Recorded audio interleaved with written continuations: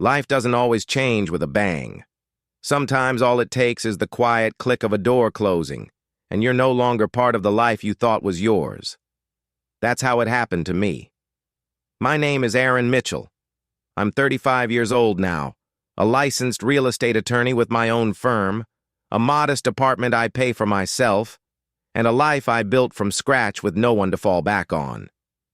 But when I was 18, I stood on the front porch of the only home I had ever known, clutching a cardboard box of my belongings. No note, no goodbye. Just the sound of the deadbolt sliding into place behind me. My father, Charles Mitchell, had never been one for words. He was a bricklayer by trade, the kind of man who believed that if your hands weren't bleeding, you hadn't worked hard enough. He valued structure, rules, silence. Love didn't make the cut. Neither did affection. He didn't raise me. He trained me. But before he became the man who locked me out, there was someone else who tried, for a time, to soften the edges around him. My mother left when I was 9. She didn't disappear. She didn't run. She just left. Quietly. Carefully. Like someone slipping out of a room they were never welcome in. She packed a single suitcase, kissed me on the forehead, and said, "You don't have to become like him." Then she was gone. She never looked back. And honestly, I don't blame her. After that, my father hardened like concrete left to set.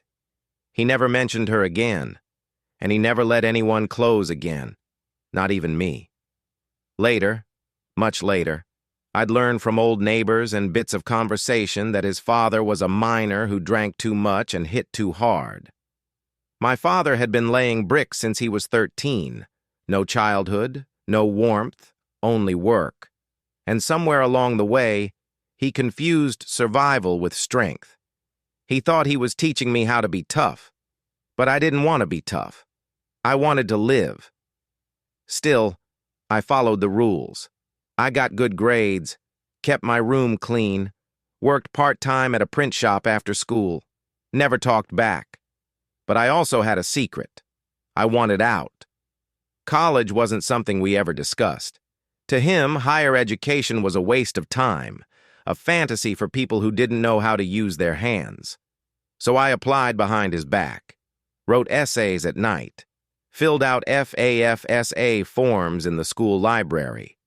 And when I got my acceptance letter to a state university 2 hours away, I hid it under my mattress like it was contraband. He found it anyway. He didn't yell, didn't tear it up. He just looked at me with something close to contempt and left the room. The next day, when I came home from work, my key didn't fit the lock, and there was a cardboard box waiting for me on the porch. My childhood ended not with a scream, but with a locked door and a silent dismissal. I spent that first night on a friend's basement floor. No bed, just a sleeping bag and the sound of the dryer humming in the corner. I didn't cry. I didn't even feel much. Mostly, I was stunned. The pain wasn't from being kicked out.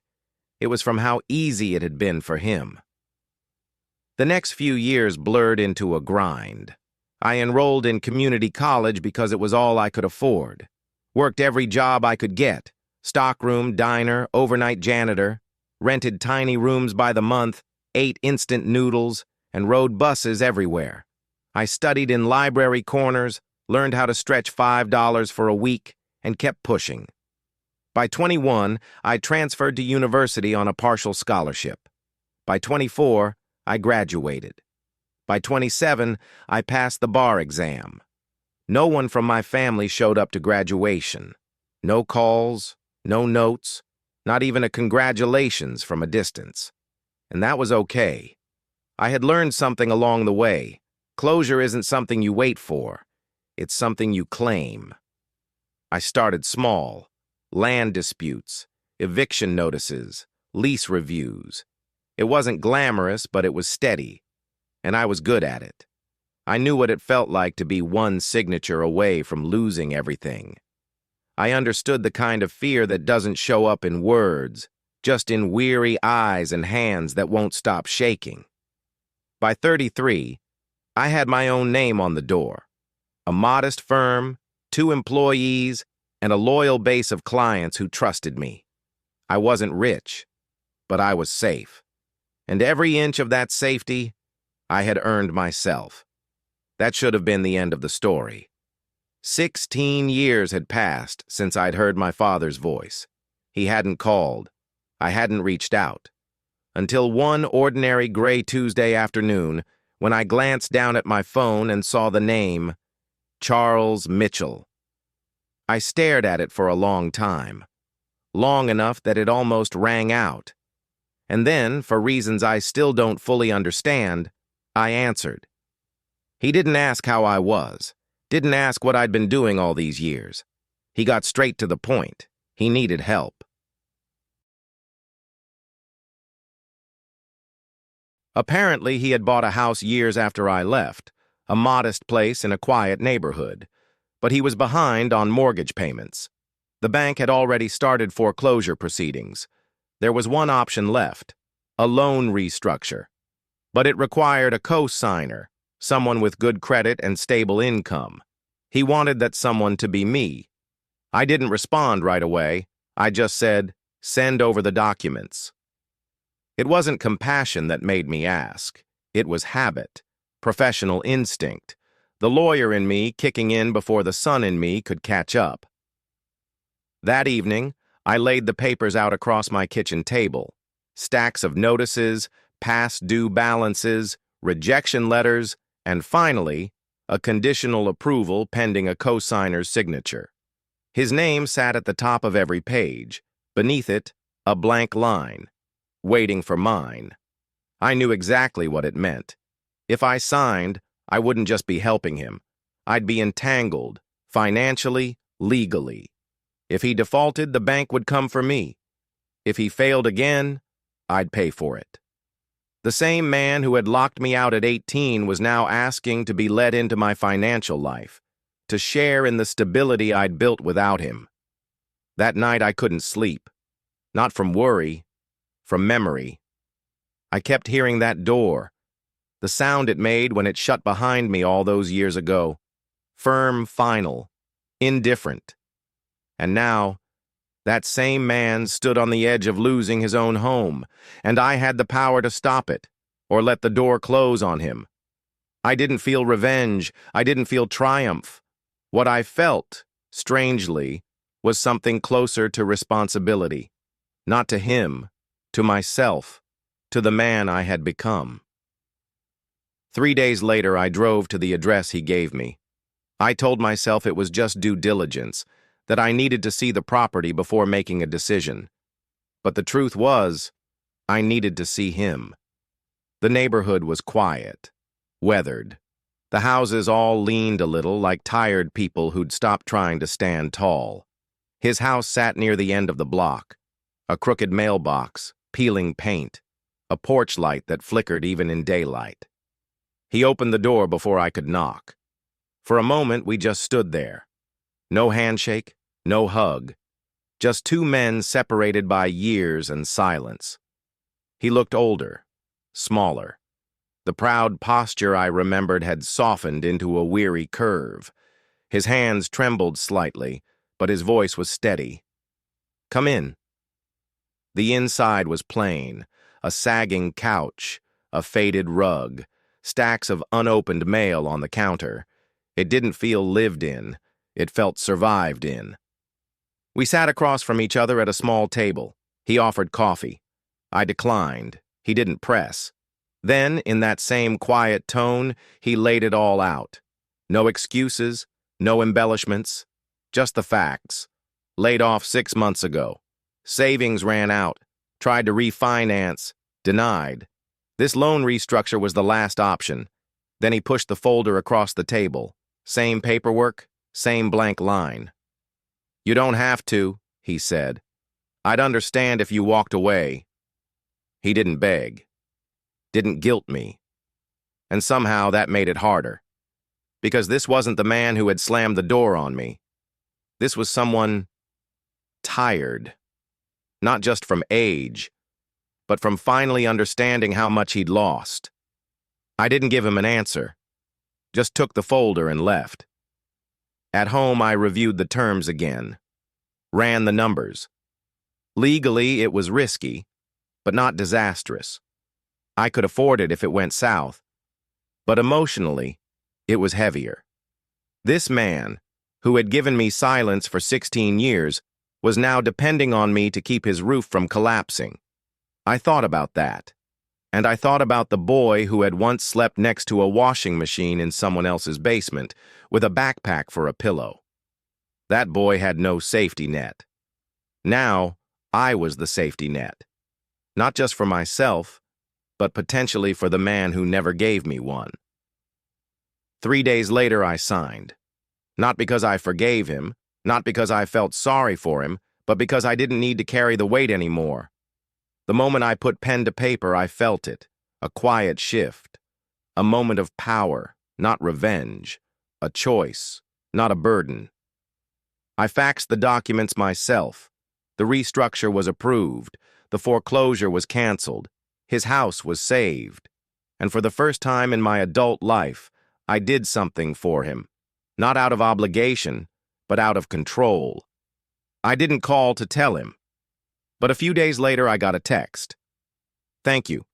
First payment's in, starting some small jobs again. That was it. No, I'm sorry. No, I was wrong. Just a status update. And strangely, that was enough. Weeks passed. We didn't speak much. A short voicemail here, a text there. He kept me updated, not emotionally, but functionally. Payment went through. Doing some yard work for a neighbor.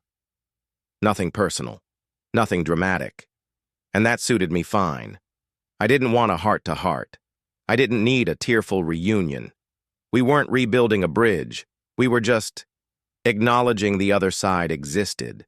Then, one Thursday afternoon, my assistant buzzed my office. There's someone here. No appointment. Said he knows you. I already knew who it was. He sat in the lobby, holding his worn-out cap in both hands, hunched forward in a chair that seemed too big for him. His eyes drifted around the room, the certificates on the wall, the firm name on the door. When I called him into my office, he moved slowly, deliberately. He didn't sit right away. He looked around, took in the polished desk, the case files, the framed law degree. You built all this, he said quietly. I nodded, didn't say anything. Then he looked me in the eye and said, I'm selling the house. I blinked. Why? My back's not holding up. The work's dried up. Even with the restructure, I can't keep up with the payments. He said it plainly, like he'd already accepted it. I've already listed it with a realtor. Paperwork started. Just wanted to let you know, since your name's still on it. I waited for the ask, for the can you help one more time, for the guilt, the manipulation, the subtle pressure, but it never came. There was no request, no hidden agenda, just a man letting me know he couldn't carry it anymore, and that he didn't expect me to pick it up for him. And for the first time in a very long time, I didn't see the man who abandoned me. I saw someone who had finally stopped pretending he had it all figured out. Thank you for telling me, I said. He gave a small nod, then turned, walked out of the office, and disappeared into the quiet street. The house sold 3 weeks later. I signed the release documents remotely. He didn't make much, just enough to clear the remaining balance and get a small payout. He moved into a shared rental with an old friend from his crew. That was all I heard. He didn't ask me to help him move, didn't send me the address, and I didn't ask. A few mornings later, I passed a cafe on my way to the office. It was early, the kind of hour when the city hasn't quite woken up. Through the window, I saw him, my father, alone, sitting by the window with a cup of coffee and a paperback novel. No phone, no rush, just a quiet man in a quiet space. I stood outside for a moment. Once I would have panicked, hid, pretended not to see him, but not now. Now, I just watched. He looked peaceful. Not happy exactly, but settled. as if he'd finally stopped fighting ghosts. And I realized I didn't feel the urge to go in, didn't feel the need to say anything, because I didn't need anything from him anymore. Not validation, not forgiveness, not even acknowledgement. That was the moment I knew the story was done, and I'd written the ending myself. A week later, I found a letter in my mailbox. No return address. Just my name on the envelope, written in careful, shaky handwriting. Inside, one sheet of paper, folded twice, no greeting, no signature. Just these words. I don't know if I ever said it right, or if I even could, but I was wrong about you. You weren't soft. You were steady. You were stronger than I ever knew how to be. I see that now. I hope you keep building whatever it is you've started. And I hope, someday, when someone asks where you're from, you won't flinch when you say it. I read it twice, then again, and something inside me, something I didn't even know was still tense, finally let go. It wasn't an apology. Not really. But it was enough. Not because he finally saw me, but because I no longer needed him to. I kept the letter. Not out of sentiment, but because it marked something I never thought I'd get. Not forgiveness, not closure, just peace. I didn't frame it, didn't tuck it into a special box. I placed it in a simple folder labeled Personal, next to old college essays and a faded photo from law school. It sat there like a reminder of how far I'd come, of what I'd carried, and what I'd finally let go. After I read the letter, I didn't think about the foreclosure, or the lawyer I had become, or the long nights spent working 3 jobs just to eat. What came to mind instead was a night when I was 7. My mother was baking a pie. The first time in months she'd done something like that. The whole kitchen smelled like cinnamon and sugar. I remember sitting at the table, legs too short to reach the floor. She walked behind me and rested her hand lightly on my shoulder. Warm, reassuring. "You're going to be different," she said. "I can feel it." And I was. Maybe not in the way she imagined, but I had become exactly what I needed to be. On my own terms. Years passed. I moved into a better apartment. My firm grew. I started mentoring young attorneys, kids with quiet voices and something to prove. I gave guest lectures, donated anonymously to a scholarship fund for first-generation college students. People assumed I came from something, that I had support, guidance, maybe even money. I let them assume. Not because I was hiding anything, but because that chapter didn't define me anymore. It shaped me, but it didn't own me. On my 36th birthday, I stood on my balcony with a cup of coffee in hand. The city stretched out below. The light was soft and golden, and I thought, not about success or revenge or anything dramatic. I thought about that house, the one I was kicked out of. The one he nearly lost. The one I helped him keep and watched him walk away from. I remembered the sound of the door locking behind me, and I remembered the silence that followed. But it didn't sting anymore. It was just a memory, one of many, no longer heavier than the rest. Once, that house defined me. Then it rejected me. Then it became just another line in a mortgage file. My father had once slammed a door in my face, then, years later, knocked on one I had built for myself. And I didn't slam it shut. But I didn't open it wide either. I offered him a seat in the waiting room of my life. No deeper than that.